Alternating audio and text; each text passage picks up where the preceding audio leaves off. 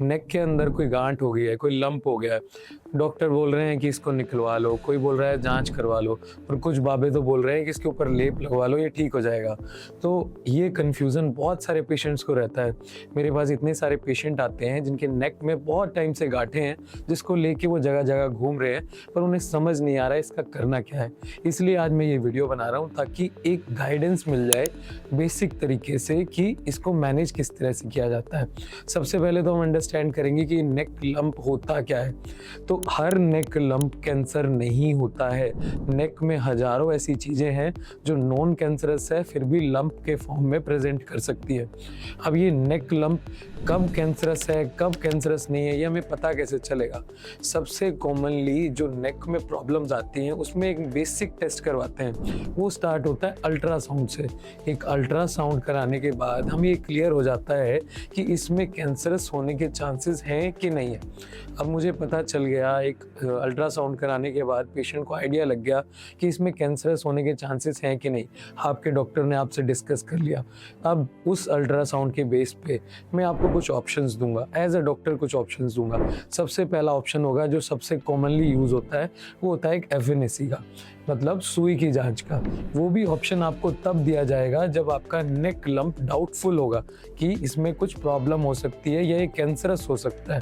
अगर अल्ट्रासाउंड ऐसा आता है जिसमें कोई भी डाउट नहीं है तो मैं आपको सिर्फ ये एडवाइस दूंगा, या तो इसे पड़े रहने दें या फिर इनको निकलवा लें। तो पेशेंट पूछता है कि इसको निकलवाना कब जरूरी हो सकता है। तो निकलवाना कब जरूरी होता है, जब आपका नॉन कैंसरस जो लंप है जिसमें कैंसर नहीं है उसका साइज अचानक से बड़ा होता जाए, उसमें अचानक से पेन हो, या आपकी स्किन जो लंप के ऊपर की स्किन है, चमड़ी है, वो अचानक से लाल हो जाए। तो ये साइन होते हैं कि उस लंप के अंदर जो नॉन कैंसरस है उसके अंदर इन्फेक्शन हो गया और अब इसको निकलवाना जरूरी है। और दूसरा ऑप्शन है कि ये इन्फेक्शन ना हो कभी, इसके लिए उसे पहले ही निकाल दिया जाए, जो हमारा एक सजेशन रहता है, पर हम पेशेंट हमेशा कन्विंस नहीं हो पाता है क्योंकि वो ज़रूरी नहीं होता है। दूसरा, जब अल्ट्रासाउंड हो गया और उसमें डाउटफुल आया है कि ये शायद कैंसरस हो सकता है, तो उसमें ऑप्शन दिया जाता है एफएनएसी का। एफएनएसी क्या होती है? एक शॉर्ट फॉर्म है जिसकी फुल फॉर्म होती है fine needle aspiration cytology. Fine needle से आप समझ पा रहे हैं, एक नीडल से जैसे आपका ब्लड का सैंपल लिया जाता है, इस लंप से एक छोटा सा सैंपल लिया जाता है जिसे हम स्लाइड के अंदर देखते हैं। उससे हमें क्लियर हो जाता है कि इसके अंदर का जो मटेरियल है वो कैंसरस है या नहीं है। अगर इस जांच से भी हमें पता ना चले कि ये कैंसरस है कि नहीं है, उसका कारण क्या है कि हो सकता है कि जो मटेरियल हमारी सुई की जांच में आया वो सही जगह से नहीं आया, या फिर जो सेल हमने निकाले वो ऑलरेडी डेड हो चुके थे। तो कई बार क्लियर नहीं हो पाता है इस जांच में। तो दूसरा ऑप्शन होता है बायोप्सी का। इसी तरह की निडल यूज़ की जाती है पर थोड़ी सी साइज़ में बड़ी होती है ताकि वो ज़्यादा सैंपल निकाल पाए, तो उसे हम बायोप्सी बोलते हैं। वो बायोप्सी भी हम स्लाइड के अंदर देखते हैं और सेम तरीके से हमें पता चलता है कि ये कैंसरस है कि नहीं है। अब हमें आइडिया हो गया कि ये कैंसरस है या नहीं है। अब कैंसरस है तो किस जगह का कैंसर है? एक्चुअली नेक के अंदर बहुत अलग अलग टाइप के कैंसर होते हैं। ये आपके पैरोटिड के ग्लैंड में हो सकता है, सब मैंडिबुलर ग्लैंड में हो सकता है, थायराइड के ग्लैंड में हो सकता है, आपकी स्किन में मैलिग्नेंसी हो सकती है, और एक ज़रूरी चीज़ आपके नोड हो सकते हैं। नोड क्या होते हैं? नोड एक तरह से हमारी बॉडी में फिल्टर का काम करते हैं, जो हर जगह आपके कैंसरस सेल या इन्फेक्शंस को फिल्टर करते हैं। जब इन नोड्स के फिल्टर के अंदर कैंसर के सेल इकट्ठे हो जाते हैं तो इनका साइज बढ़ जाता है और ये नेक में लंप के फॉर्म में प्रेजेंट करते हैं। तो जब हम इससे सैंपल लेते हैं तो उसके अंदर कैंसर ही आता है। तो ये नेक नोड अपने आप में कैंसर नहीं है, पर कहीं और का कैंसर आपको शो कर रहे हैं।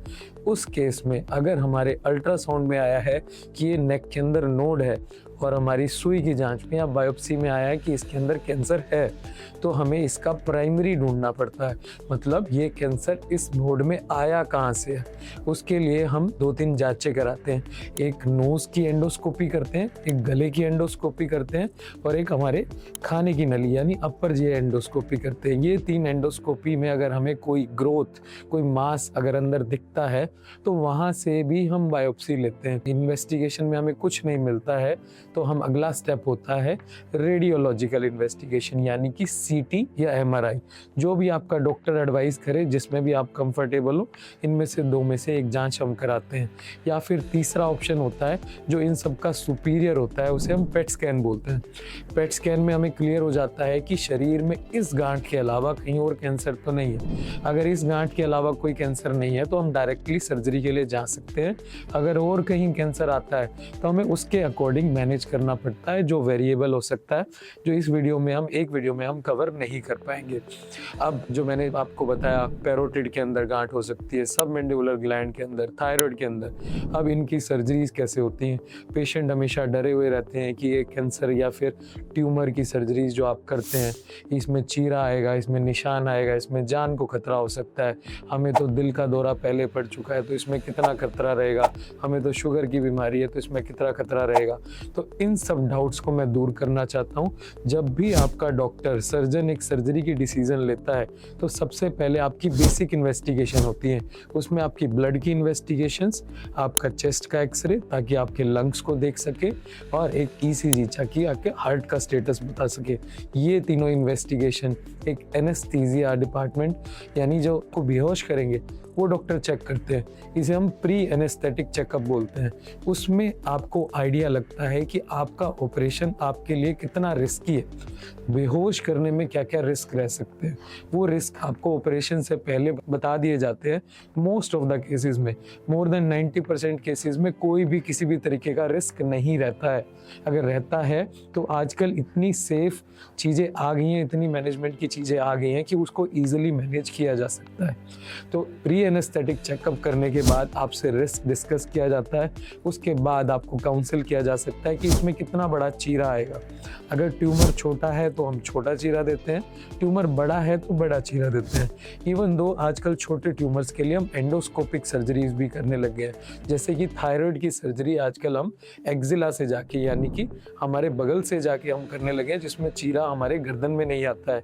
या फिर थायराइड की सर्जरी आजकल हम अपने मुंह के अंदर से जाके भी करने लगे हैं। ये रोबोटिक सर्जरीज होती है, एंडोस्कोपिक सर्जरीज होती है, थोड़ी सी कॉस्टली रहती है, पर इसमें किसी भी प्रकार का चीरा नहीं आता। तो जो लोग वरी रहते हैं कि हमें निशान नहीं चाहिए, उनके लिए ऑप्शंस हम देते हैं।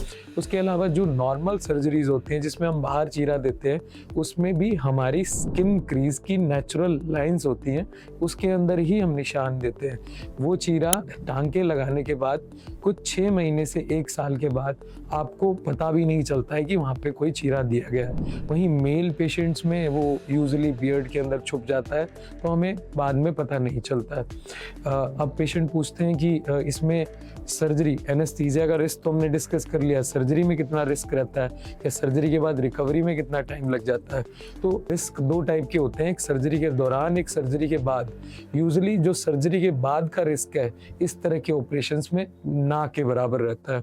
वहीं सर्जरी के दौरान जो रिस्क है उसमें अगर स्टेराइल कंडीशन मेंटेन नहीं किए हैं तो इन्फेक्शन का खतरा, अगर आपका सर्जन टेक्निकली साउंड नहीं है, या फिर आपकी एनाटॉमी थोड़ी सी डिस्टर्ब है, या आपका ट्यूमर बहुत ज़्यादा वेस्कुलर है, तो ब्लीडिंग का खतरा भी रह सकता है। वो इंट्रा ऑपरेटिव आपका सर्जन अगर स्किलफुल है तो इजीली मैनेज कर सकता है। रिस्क के चांसेस 1 इन 2 मिलियन रहते हैं। मिलियन में किसी एक, यानी 10 लाख में किसी एक मरीज की टेबल पे डेथ हो सकती है बिकॉज ऑफ ब्लीडिंग। तो ये रिस्क बहुत बड़ा नहीं रहता है। ये रिस्क एक आम चलते हुए, रोड पे चलते हुए इंसान से भी कम है।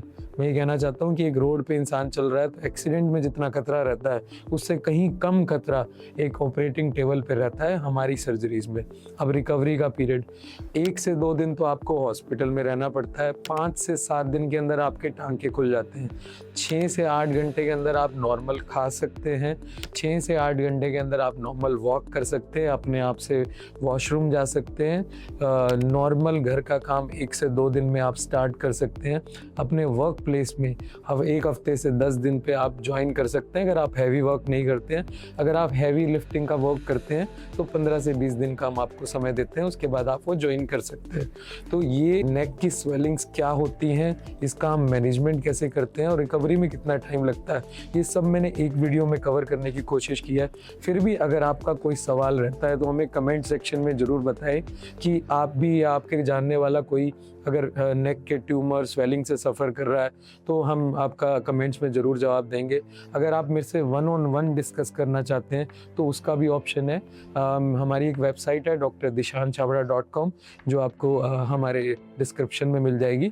वहाँ पे आप जाके अपनी अपॉइंटमेंट बुक कर सकते हैं और वीडियो कंसल्टेशन मेरे साथ कर सकते हैं। आपकी रिपोर्ट्स, आपकी जो भी क्वेरी है हम डिटेल में डिस्कस कर सकते हैं। अगर आपको चाहिए कि हम आपके किसी रिलेटेड टॉपिक से रिलेटेड वीडियो बनाएं तो वो भी आप कमेंट सेक्शन में लिख सकते हैं। अगर आपको हमारी वीडियो अच्छी लगी हो या आपको लगता है कि वीडियो किसी के लिए यूज़फुल होगी तो उससे शेयर ज़रूर करें। हमारे चैनल को सब्सक्राइब करना ना भूलें।